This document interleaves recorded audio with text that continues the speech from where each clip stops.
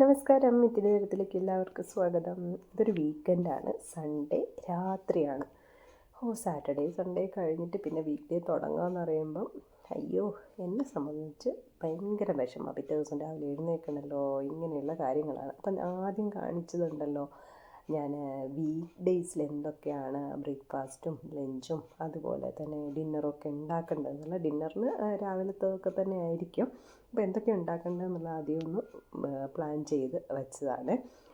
എന്നിട്ട് പിന്നെ ചെയ്യുന്ന കാര്യങ്ങളെന്ന് വെച്ചാൽ നമ്മൾ കോമൺ ആയിട്ട് ഉപയോഗിക്കുന്ന കുറച്ച് കാര്യങ്ങളുണ്ടല്ലോ. അപ്പോൾ ചെറിയുള്ളി, അതുപോലെ തന്നെ അതിൻ്റെ ചെറിയുള്ളി വെളുത്തുള്ളി എല്ലാം തൊലി കളഞ്ഞ് വെക്കും. പിന്നെ ക്യാരറ്റ് ആണെങ്കിൽ നമുക്ക് റൈസിനൊക്കെ ഉപയോഗിക്കാൻ പറ്റും.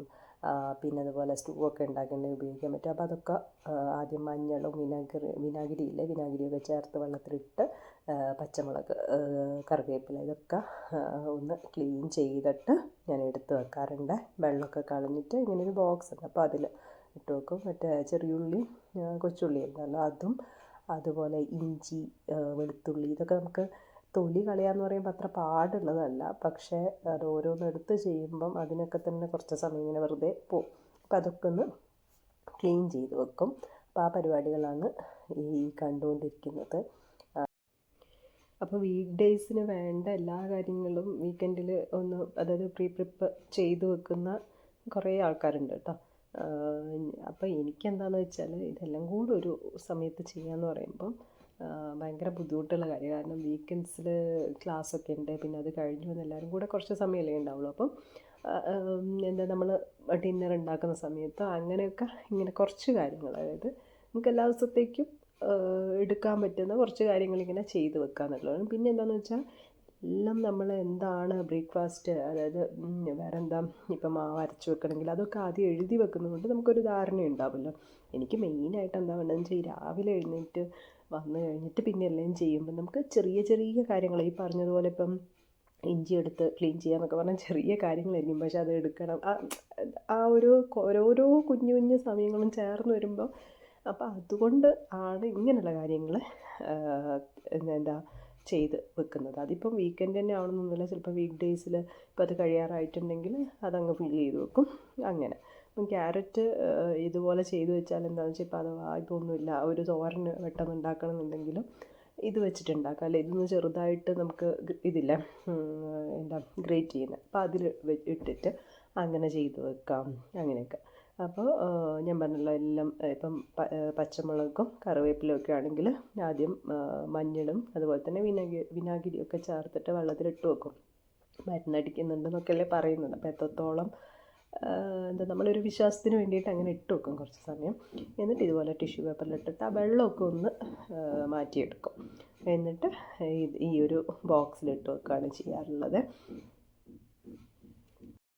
അപ്പോൾ രാവിലെ ആദ്യം തന്നെ ഈ ബോക്സ് എടുത്തങ്ങ് പുറത്തേക്ക് വെക്കും. അപ്പോൾ ഒരുവിധം വേണ്ട സാധനങ്ങളൊക്കെ ഇതിൽ ഉണ്ടാവും, നമുക്ക് പെട്ടെന്ന് ഷെടപടേന്ന് പറഞ്ഞിട്ട് എടുക്കാമല്ലോ. അതപ്പോൾ ഇങ്ങനെ ഫില്ല് ചെയ്ത് വെച്ചിട്ടുണ്ട്. പിന്നെ അടുത്ത പരിപാടി എന്താണെന്ന് വെച്ചിട്ടുണ്ടെങ്കിൽ രാവിലത്തെ എന്തായാലും മൺഡേ ആകുമ്പം എന്താണ് രാവിലെ ഉണ്ടാക്കേണ്ടതെന്നൊക്കെ തീരുമാനിച്ചിട്ടുണ്ടാവുമല്ലോ.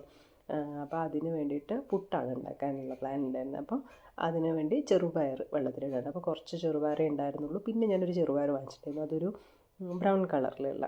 അപ്പോൾ രണ്ടും കൂടെ മിക്സ് ചെയ്തിട്ട് ഉണ്ടാക്കാമെന്ന് വിചാരിച്ചിട്ട് അതും കൂടെ ഇട്ട് ഒന്ന് കഴുകി വെള്ളത്തിൽ കുതിർത്ത് വെക്കുക. അപ്പോൾ രാവിലെ പിന്നെ എളുപ്പം അതൊരു കുക്കറിലിട്ട് അടിച്ചാൽ അതും സെറ്റാവുമല്ലോ. പിന്നെ അതുപോലെ തന്നെ വേറെ എന്തെങ്കിലും ഒന്ന് എക്സ്ട്രാ ഇപ്പം ഈവനിങ് ഒരു ടീക്കോ അങ്ങനെയൊക്കെ ഉണ്ടാക്കണം എന്നുണ്ടെങ്കിൽ എന്ന് വിചാരിച്ചിട്ടാണ് ഗ്രീൻ പീസ് എടുത്തിട്ട് അതും വെള്ളത്തിലിട്ട് വെച്ചു. പിന്നെ മെയിനായിട്ടുള്ള ഒരു കാര്യം എന്ന് പറഞ്ഞാൽ തേങ്ങ ചിരകി വെക്കുക എന്നുള്ളതാണ്. പുട്ടാണ് ഉണ്ടാക്കുന്നത്, അത് മാത്രമല്ല നമുക്കൊരു ഈവനിങ് ആണ് അവിൽ കുഴയ്ക്കണം എന്നുണ്ടെങ്കിലോ അല്ലെ തോരനൊക്കെ നമുക്ക് ചിരകിയ തേങ്ങ വേണം. ഇപ്പം ചിരകിയ തേങ്ങയായിട്ടൊക്കെ കിട്ടും, പക്ഷെ ഞങ്ങൾ തേങ്ങ നാട്ടിൽ നിന്ന് കൊണ്ടുപോകാറാണ്. തേങ്ങയുടെയൊക്കെ വില അറിയാമല്ലോ. അപ്പോൾ അതുകൊണ്ട് തന്നെ നാട്ടിൽ പോയി വരുമ്പോൾ കുറേ തേങ്ങ കൊണ്ടുവരും. എന്നിട്ടത് കഴിയുകയാണെങ്കിൽ ഇവിടെ നിന്ന് വാങ്ങുന്നുള്ളതാണ്. അപ്പം ഈ തേങ്ങ ചിരകി വെക്കുക എന്നുള്ളത് വളരെ ഇമ്പോർട്ടൻ്റ് ആയിട്ടുള്ള കാര്യമാണ്. അപ്പം തേങ്ങ ചിരകി വെക്കാതെ പിന്നെ ഈ കറിയൊക്കെ ഉണ്ടാക്കുമ്പോൾ ഞാൻ ചിരകിയ തേങ്ങ എടുക്കാറേയില്ല.